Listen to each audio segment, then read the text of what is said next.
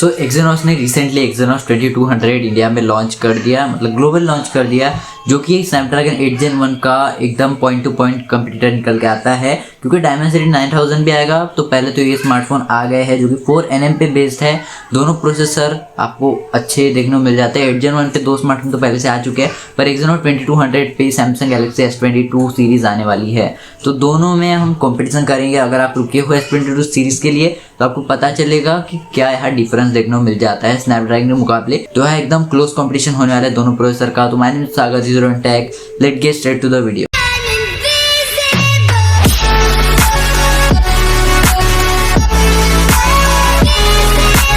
तो यहाँ अंतुतु स्कोर की बात कर लेते हैं। तो अंतुतु स्कोर में जो एक्जिनोस 2200 है उसमें जो ओवरऑल स्कोर है, जो कि हाईएस्ट स्कोर है अब तक का 97,000 आया है। वही जो 8 Gen 1 है वो 1 मिलियन क्रॉस कर चुका है, अगर आपको पता हो तो। 888 के मुकाबले, मतलब 888 जो प्रोसेसर था स्नैपड्रैगन का 888 प्लस, उसके मुकाबले तो एक्जिनोस 2200 अच्छा ही है, पर 8 Gen 1 के थोड़ा कम ही मतलब अंतुतु स्कोर आया है। पर जीपीयू अगर आप गेमिंग के लिए प्रोसेसर, मतलब गेमिंग के लिए खरीदोगे, क्योंकि इतना पावरफुल प्रोसेसर आप डेली यूजर्स में क्या ही यूज करोगे, तो गेमिंग के लिए तो एक्जिनोस ही आपके लिए बेटर रहेगा। क्यों, मैं आके आपको बताने वाला हूँ। गीकबेंच का स्कोर अगर बता दो, जो कि 5.0 है, गीकबेंच 5.0, उसमें आपको 1100 स्कोर देखने को मिल जाता है सिंगल कोर का एक्जिनोस 2200 का। वही जो 8 Gen 1 है उसमें आपको 1200 स्कोर देखने को मिल जाता है सिंगल कोर में। वही अगर मल्टी कोर की बात करें तो यहाँ 3500 देखने को मिल जाता है एक्जिनोस 2200 में। 3800 देखने को मिल जाता है स्नैपड्रैगन 8 Gen 1 में, जो कि 3870 है, मतलब 3900, मतलब आप सीधा 400, मतलब 40 पॉइंट आप समझ सकते हो, आपको ज़्यादा देखने को मिल जाते हैं।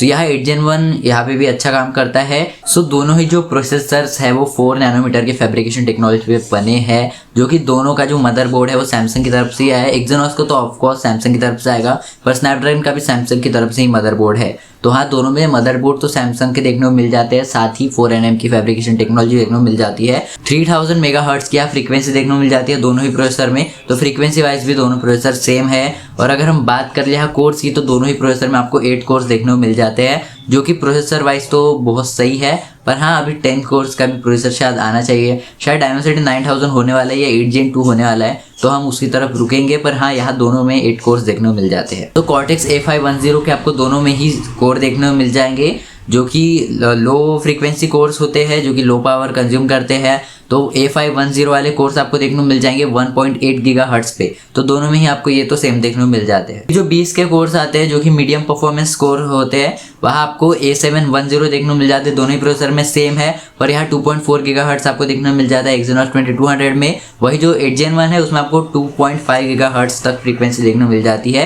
तो यहाँ भी 8 Gen 1 थोड़ा अच्छा परफॉर्म करता है। और जो हाई परफॉर्मेंस कोर्स है दोनों में, जो कि एक ही कोर है, कॉर्टेक्स X2, तो दोनों में ही आपको एक कोर देखने को मिल जाता है, जहां आपको 3 गीगाहर्ट्ज तक का फ्रीक्वेंसी देखने को मिल जाती है। तो दोनों में ही सेम परफॉर्मेंस देखने को मिलेगी। पर हाँ, मिडल का कोर यहाँ 8 Gen 1 में थोड़ा ही अच्छा था, तो इतना डिफरेंस आपको नहीं पड़ेगा। सो अभी जो मेन डिफरेंस आ जाता है, जो कि है जीपीयू का, तो ग्राफिक्स का, जो ग्राफिक्स कार्ड इसमें मतलब ग्राफिक्स देखने को मिल जाते हैं, वो यहाँ सबसे मेन यहाँ कंपटीशन पैदा करते हैं एक्जिनोस 2200 में, जो कि 8 Gen 1 को अभी कंपटीशन दे रहा है जब से ये 21 से, जब से इसको अपग्रेड किया गया है 22 पे। सो एक्जिनोस 2200 में आपको सैमसंग के एक्लिप्स 920 देखने को मिल जाता है, जो कि एकदम लेटेस्ट ग्राफिक्स, जो कि AMD ने पहली बार यहाँ सैमसंग के साथ टाई अप करके ट्यून करके उनके प्रोसेसर के साथ आपको दिया है। मतलब AMD आपको पता हो तो CPU, मतलब PC के यहाँ बनाता है, तो PC या लैपटॉप्स में आपको इसके प्रोसेसर देखने को मिल जाएंगे। और जो एक्लिप्स वाले प्रोसेसर होते हैं AMD की सीरीज में होते हैं, वो तो आपको हाई एंड पीसेस में देखने को मिल जाते हैं, जो कि RTX वगैरह वाले प्रोसेसर होते हैं AMD के, उसमें आपको एक्लिप्स के ग्राफिक्स देखने को मिलते हैं। तो यहाँ आपको एक्जिनोस में देखने को मिल रहे हैं, मतलब आप सोच सकते हो ग्राफिक प्रोसेसिंग कितनी फास्ट और कितनी जबरदस्त आपको देखने को मिलने वाली है।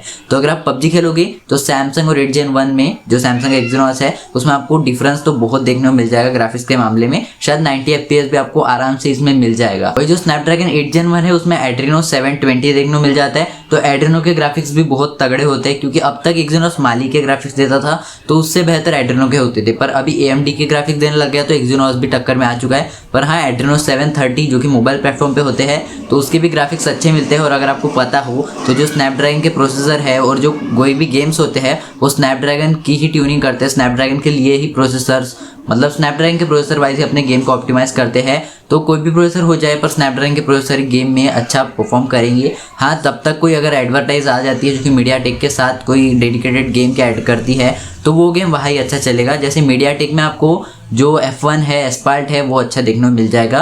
पर हाँ, पबजी की अगर बात करो तो स्नैपड्रैगन में ही ज़्यादा ऑप्टिमाइज होते हैं, पर AMD भी कम नहीं रहेगा, आपको 90 FPS उसमें भी देखने को मिल ही जाएगा। दोनों ही GPU की फ्रीक्वेंसी आपको सेम देखने को मिल जाती है, 1300 की फ्रीक्वेंसी पे रन करते हैं तो दोनों सेम देखने को मिल जाते हैं। वुलकॉन 2.0 देखने को मिल जाता है, OpenCL के भी वर्जन आपको अपग्रेडेड देखने को मिल जाते हैं, जैसे आप स्क्रीन पे चेकआउट कर ही सकते हो। मेमोरी में भी सेम है, थोड़ा अपग्रेड देखने को मिलना चाहिए था 8 Gen 1 और Exynos दोनों में ही, क्योंकि LPDDR5 ही चल रहा है तब से। LPDDR5X अब तक नहीं है दोनों प्रोसेसर में, क्योंकि LPDDR5X आपको Dimensity 9000 में देखने को मिलने वाला है, ऐसा कहा जा रहा है। तो LPDDR5 ही दोनों में आपको देखने को मिल जाता है, जो कि दोनों में ही आपको 24 GB तक का लिमिट देखने को मिल जाता है रैम में।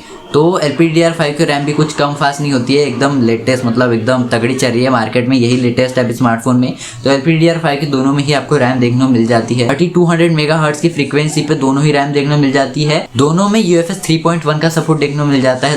डिस्प्ले वाइज बात करें तो अभी भी दोनों ही स्मार्टफोन में आपको, मतलब दोनों ही प्रोसेसर में आपको 2K डिस्प्ले का सपोर्ट देखने को मिल जाता है। तो QHD के ऊपर आपको रिजोल्यूशन किसी भी स्मार्टफोन में नहीं देखने को मिलेगी, जो कि इस प्रोसेसर पे बेस्ड होंगे।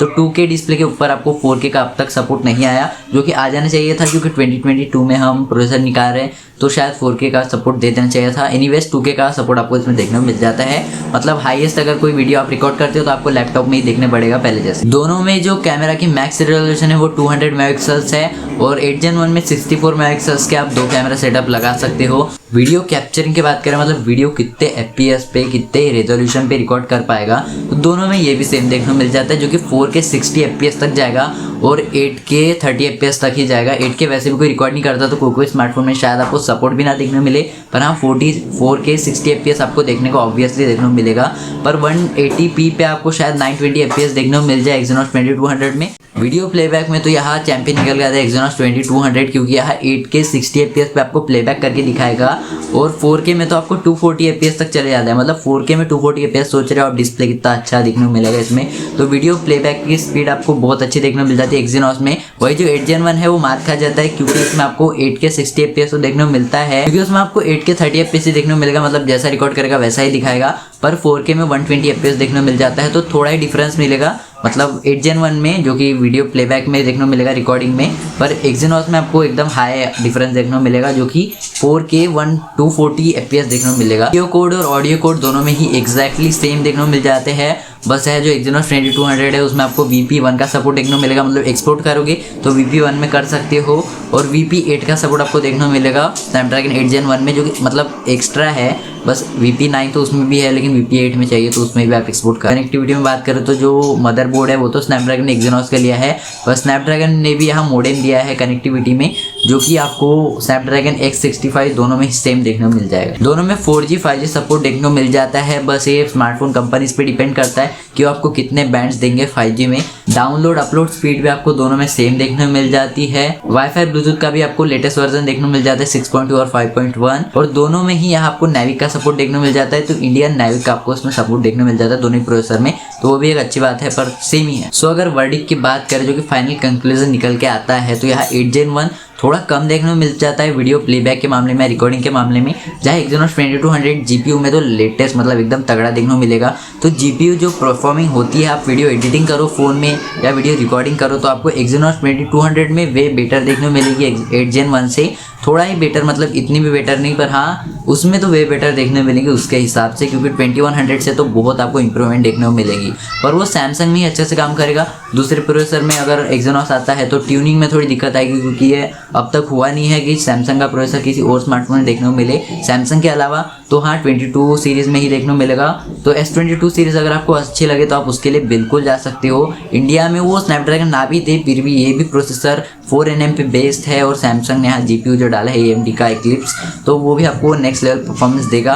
तो बिल्कुल आप सैमसंग के लिए जा सकते हो। और जो 8 Gen 1 है उसमें भी आपको सेम परफॉर्मेंस देखने को मिलेगी, बस Exynos जो थोड़ा और ऊपर चले गया है, जो कि पहले तो बहुत नीचे था। तो हाँ Exynos अभी टक्कर दे रहा है, पर 8 Gen 1 तो आप आके बन के करके ले सकते हो, क्योंकि 90 FPS सब स्मार्टफोन में दे रहा है 8 Gen 1 में। 90 FPS आपको देखने को मिलेगा गेमिंग में, और जो हर कोई गेम्स होते हैं वो ऑप्टिमाइज होते हैं स्नैपड्रैगन का प्रोसेसर के साथ। तो स्नैपड्रैगन के प्रोसेसर के साथ ऑप्टिमाइज होते हैं तो मीडियाटेक के प्रोसेसर से तो अच्छा ही परफॉर्म करते हैं, चाहे वो PUBG हो या चाहे वो कैंडी क्रश हो। तो आप बिल्कुल स्नैपड्रैगन के लिए भी जा सकते हैं। बस S22 सीरीज़ आए तो आप बेझिझक जा सकते हो, बिना स्नैपड्रैगन के Exynos के लिए भी जा सकते हो। बस Exynos के मतलब मीडियम लेवल के जो हाई लेवल के फ्लैगशिप स्मार्टफोन मिलते हैं A71 वगैरह सीरीज़, उसमें आपको अच्छे प्रोसेसर नहीं देखने को मिलते। पर हाँ S22 सीरीज़ में जो प्रोसेसर देखने को मिलने वाले हैं AMD Eclipse के GPU के साथ, वो बहुत तगड़े होने वाले हैं। तो आपको कौन सा स्मार्टफोन पसंद आया, नीचे मैं आपको पोल दे दूंगा अपने कम्युनिटी में, तो आप बिल्कुल वहाँ वोट कर देना और चैनल को सब्सक्राइब कर लेना ऐसी और वीडियोस के लिए। A15 बायोनिक चिप जो आने वाली है उसके साथ भी इसका कंपैरिजन करेंगे, और Dimensity 9000 भी आने वाली है उसके साथ भी कंपैरिजन करके देख लेंगे। तो like it, share it, subscribe, और I will catch you in the next one.